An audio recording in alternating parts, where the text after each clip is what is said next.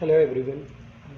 This video is presented to you by Sophia with the collaboration of BACS. In the last video, we have done the exercise of 5.2 of arithmetic progression. Now we have to start the exercise 5.3. So start करते हैं 5.3 को. तो हमने कुछ formulas देखे थे last video के अंदर. उनको थोड़ा सा रिवाइंड करते हैं रफली कि अगर कोई एपी होती थी जैसे 2, 4, 6 ऐसे कोई एपी जा रही है, तो अगर मुझे इस एपी के अंदर किसी पद को निकालना हुआ करता था, किसी टर्म को निकालना हुआ करता था, तो मैं एन वाला फार्मूला लगाता था. लेकिन अब अगर मुझे टर्म ना निकालना हो, यानी nth टर्म ना निकाल करके वो बोले कि आप मुझे इस एपी के शुरू के दो टर्म्स का सम यानी योग निकाल के बताइए, शुरू के दो टर्म्स का सम. तो सम जो होगा शुरू के दो टर्म्स का 2 + 4 6 हो जाएगा. क्लियर है मेरी बात? सम हमें सिर्फ योग निकालना है, पद नहीं निकालना है. अब मैं बोलूँ कि मुझे सम निकाल के दिखाइए शुरू के 3 पदों का, तो आप क्या करोगे 2 + 4 + 6, तो 2 4 6 6 6 12. इस तरीके से आप सम निकाल पाओगे. और ऐसे ही मैं बोलूँ कि आप मुझे इस एपी के 10 टर्म्स का, यानी फर्स्ट, सेकंड, थर्ड, ऐसी फोर्थ आएगी, फिफ्थ आएगी, सिक्स्थ आएगी, सेवन्थ आएगी, 8, ऐसी बोलूँ कि 10 टर्म्स का सम निकालिए. तो आपको याद होगा हमने एक फार्मूला सीखा था, Sn = n/2 2a + n-1 into में d. अब इस फार्मूले की मदद से हम क्या कर सकते हैं, S10 निकाल सकते हैं, जिसके अंदर 10 क्या हो गया हमारा, n हो जाएगा. ए हमारा एपी का जो फर्स्ट टर्म होता है, डी हमारा इन दोनों के बीच का जो डिफरेंस होता है. क्लियर है मेरी बात? याद है हमने ये इंट्रोडक्शन वीडियो के अंदर याद किया था. आई होप आपको ये चीज़ याद होगी. तो अब हम आ जाते हैं एक्सरसाइज 5.3 पर. तो इसका फर्स्ट क्वेश्चन आप देख लीजिए, जिसमें ये कह रहा है कि find the sum of the following APs. आपको फर्स्ट क्वेश्चन के 4 पार्ट्स दिए हैं, ठीक है. तो फर्स्ट पार्ट देख लेते हैं एक बारी. पहले आपको कोई एपी दे दी 2 7 12 और ये ऐसे एपी आगे तक जा रही है. आपसे बोला है कि 10 टर्म्स का सम फाइंड कीजिए. तो 10 टर्म का सम क्या होगा, S10 लिख सकते हैं उसको. क्लियर है? आपको सम निकालना है यानी योग निकालना है. तो योग को हम जो रिप्रेजेंट करते थे वो Sn से करते थे. तो n की वैल्यू यहाँ पर कितनी है, 10 है. तो ऑब्वियस सी बात है हमें S10 निकालना है. अब हमें पता है कि S10 निकालने के लिए हमें किस किस चीज़ की ज़रूरत है. एक तो ए की ज़रूरत है. ए कितना है हमारा एपी का फर्स्ट टर्म जो होता है वो ए होता है. उसके बाद डी की ज़रूरत है, और डी क्या होता है, A2 - A1 यानी 7 - 2 दैट इज़ 5. अब उसके बाद हमें n की ज़रूरत है. n कितना हमारा 10. अब निकाल दीजिए. तो Sn का फार्मूला क्या होता है, n/2 2a + n-1 इंटू में d. अब n की वैल्यू पुट कीजिए, यहाँ से n की वैल्यू है 10. 10 बाय ये divide by 2, again bracket start, 2 into में a की वैल्यू कितनी है 2 प्लस n-1, n की वैल्यू कितनी है 10 -1 इंटू में डी की वैल्यू कितनी है 5. क्लियर है? तो इसको हम ऊपर नीचे डिवाइड कर सकते हैं. तो 2 से 10 को डिवाइड करेंगे तो आएगा 5. क्लियर है? फिर बोर्ड मास के रूल के अकॉर्डिंग पहले इन दोनों की मल्टीप्लाई होगी, फिर इन दोनों की मल्टीप्लाई होगी, बाद में एडिशन होगा. क्लियर है? तो 2 2 = 4 प्लस का साइन, 9 में से 1 गया, 10 में से 1 गया 9, और ये 5 इसके साथ मल्टीप्लाई में. अब ये 4 में 9 को प्लस मत कर देना गलती से, पहले क्या होती है हमेशा मल्टीप्लाई होती है. क्लियर है? 5 4 प्लस 9 को 5 से मल्टीप्लाई करोगे तो कितना आएगा 45, और 45 को जब 4 में प्लस करोगे तो कितना आएगा 49, और जब 49 को 5 से मल्टीप्लाई करोगे तो कितना आएगा 5 9 45, 5 चौक 20 और 4 24, 2 4 5 आ जाएगा आपका आंसर. क्लियर है मेरी बात? तो क्वेश्चन फर्स्ट का फर्स्ट पार्ट तो हो गया हमारा. अब सेकेंड और थर्ड जो है ये बिल्कुल इसी तरीके से हो जाएंगे, आपको सिर्फ फार्मूला पुट करना है. इसके बाद हम इसी क्वेश्चन का फोर्थ पार्ट और देखते हैं. फोर्थ पार्ट में क्या कह रहा है, आपको एक एपी दी है 1/15, 1/12, 1/10, ऐसे करके एक AP दी है। कह रहा है इन सबको प्लस करना है, लेकिन कितने टर्म्स को प्लस करना है आपसे बोला है 11 टर्म्स, यानी ऐसे ऐसे 11 टर्म्स आ जाएंगे इस AP के अंदर, और कह रहा है सबको ऐड कर दो, सबका सम निकाल के दिखाओ। तो यानी S11 की वैल्यू आपको निकालनी है। अब S11 की वैल्यू निकालने के लिए आपको वापस पता है क्या क्या चाहिए मुझे फार्मूले में। ये था हमारा फार्मूला Sn = n/2 2। तो A चाहिए, N चाहिए और D चाहिए। तो A आपको पता है क्या होता है, हर AP का जो फर्स्ट टर्म होता है। उसके बाद D क्या होता है, A2, यानी ये जो सेकेंड टर्म है माइनस फर्स्ट टर्म, यानी ये जो फर्स्ट टर्म है। A12 minus A15। अब इसके अंदर कई बच्चों को प्रॉब्लम रहती है कि इसका एलसीएम कैसे सॉर्ट आउट करें, कैसे इसको सॉल्व करें।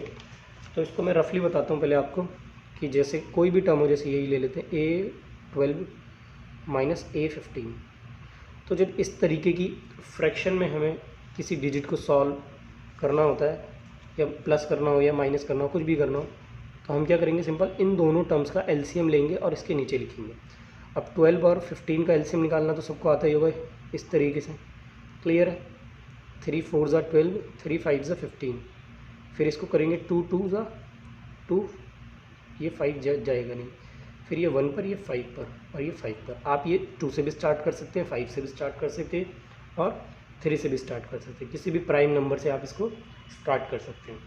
तो ये हमारा एलसीएम होता है, जो इस तरफ आता है ना, ये हमारा एलसीएम होता है। इन सब की मल्टीप्लिकेशन कर लेते हैं हम। 3 2 ज़ा 6, 6 2 ज़ा 12, 12 5 ज़ा 60। अब उस एलसीएम को हम यहाँ नीचे लिख लेते हैं और इस टर्म से इसको चेक करते हैं हम कि ये इससे कितने पर डिवाइड होता है, ये कितने पर इसको भाग करता है। तो 12 5 पर होता है और इस 5 को ऊपर वाले 1 से मल्टीप्लाई करते हैं, तो 1 को 5 से मल्टीप्लाई करेंगे, माइनस फिर इस 15 को 16 पर चेक करते हैं कि कितने पर इसको डिवाइड कर रहा है। तो 15 के टेबल में 60 कितने पर आता है, 4 पर आता है, और जो यहाँ आ जाता है उसको ऊपर वाले से हम मल्टीप्लाई करते हैं। तो 4 को अब 1 से मल्टीप्लाई करेंगे, तो 1 × 4, तो 1 × 5 कितना हो गया 5, माइनस 1 × 4 कितना हो गया 4, और 60 एज इट इज़ नीचे रहेगा। तो 5 में से 4 को सब्ट्रैक्ट करो, 1/60। तो इस तरीके के क्वेश्चंस में हम ऐसे एलसीएम लेकर के सॉल्व करते हैं। तो आई होप आपको क्लियर हो गया होगा। तो इसकी जगह मैं क्या लिख सकता हूँ, पूरे की जगह 1/60। तो ये हमारा डी आ गया। डी के बाद हमें थर्ड चीज़ किसकी ज़रूरत है, एन की ज़रूरत है। एन हमारा 11 है, आप देख पा रहे होंगे। तो अब बस फार्मूला पुट कर दीजिए और आंसर निकाल दीजिए। Sn = n/2 2a + n-1 into में d। तो पुट करो ज़रा वैल्यूज़। S11, अब n की वैल्यू देखो कितनी, 11/2, 2a की वैल्यू कितनी है 1/15 प्लस n-1, n की वैल्यू कितनी है 11 -1 इंटू में d, और d की वैल्यू कितनी है 1/60। क्लियर है मेरी बात, ठीक है। अच्छा, इसको मैं अब यहाँ पर आगे सॉल्व इस तरफ करके दिखा देता हूँ, ठीक है। पेज पलटने में थोड़ी प्रॉब्लम हो सकती है, इसलिए इसको आगे की तरफ यहाँ सॉल्व करके दिखा रहा हूँ मैं आपको। अब ये 11/2 है मेरा, तो ये तो 11/2 यानी ये डिवाइड तो हो नहीं रहा है, होगा भी तो पॉइंट में आएगा, इसलिए आपको प्रॉब्लम हो सकती है। इसका ऐसे ही रहने दो। अब अंदर की चीज़ें पहले सॉल्व कर लो। तो 2 को पहले ऊपर वालों को ऊपर वालों से मल्टीप्लाई करते हैं, नीचे वालों को नीचे। तो आप देख सकते हैं 2 के नीचे यहाँ पर कुछ भी नहीं है, तो 2 को हम पहले 1 से मल्टीप्लाई करेंगे, तो 2 1 से तो 2 ही हो गया, और 15 के साथ कुछ भी नहीं, तो 15 एज इट इज़ नीचे ही रहेगा। क्लियर है मेरी बात। उसके बाद प्लस, इसमें आप कैलकुलेशन बहुत ध्यान से करना, काफ़ी बच्चे गड़बड़ कर देते हैं। 11 - 1 10 हो गया, इंटू में 1/60। क्लियर है।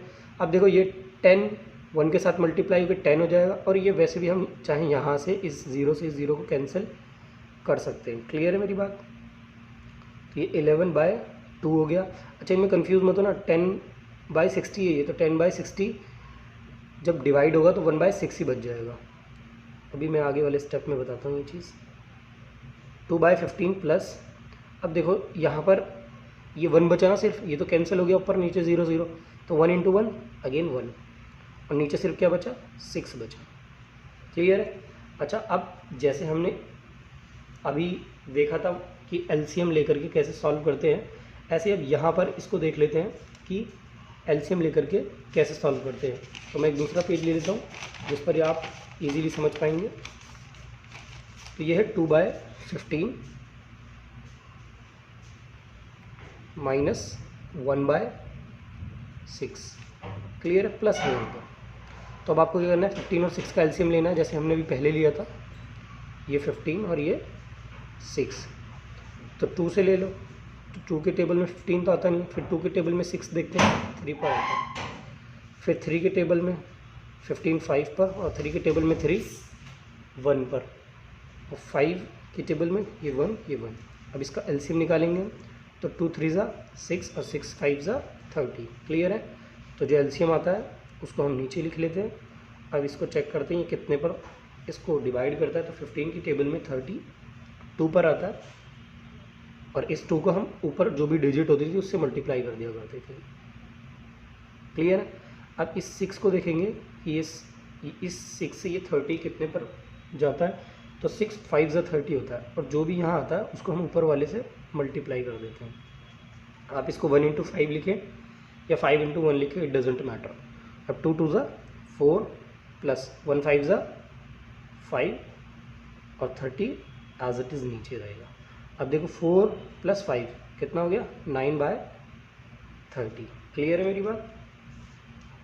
तो अब इसको लिख सकते हैं हम 11/2,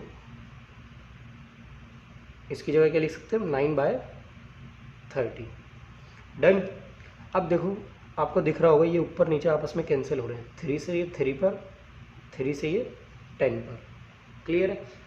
इस चीज़ में हो सकता है कुछ बच्चों को प्रॉब्लम आ रही हो, तो बच्चा क्या करते हैं इसके अंदर कि दोनों ऊपर के जो दोनों टेबल होते हैं, यानी कि जैसे मैं बोलूँ ये 6/8 है, तो ये और ये दोनों, इनका कॉमन फैक्टर देखो, यानी कोई कॉमन गुणनखंड देखो जो दोनों को ही विभाजित, दोनों को ही डिवाइड कर रहा हो। तो देखो इसको भी 2 डिवाइड कर रहा है और इसको भी 2 डिवाइड कर रहा है। तो इसको 2 कर रहा है 3 पर डिवाइड, और इसको 2 कर रहा है 4 पर डिवाइड। तो मैं 6/8 की जगह क्या लिख सकता हूँ, 3/4, क्लियर है। तो वही किया है हमने। तो अब देखो अब हमारा कितना बच गया, 11/2 इंटू में 3/10। अब ऊपर वाले को ऊपर वालों से मल्टीप्लाई कर दो, नीचे वाले को नीचे वाले से। तो 11 3 ज़ा 33 और 2 10 ज़ा 20, क्लियर है मेरी बात।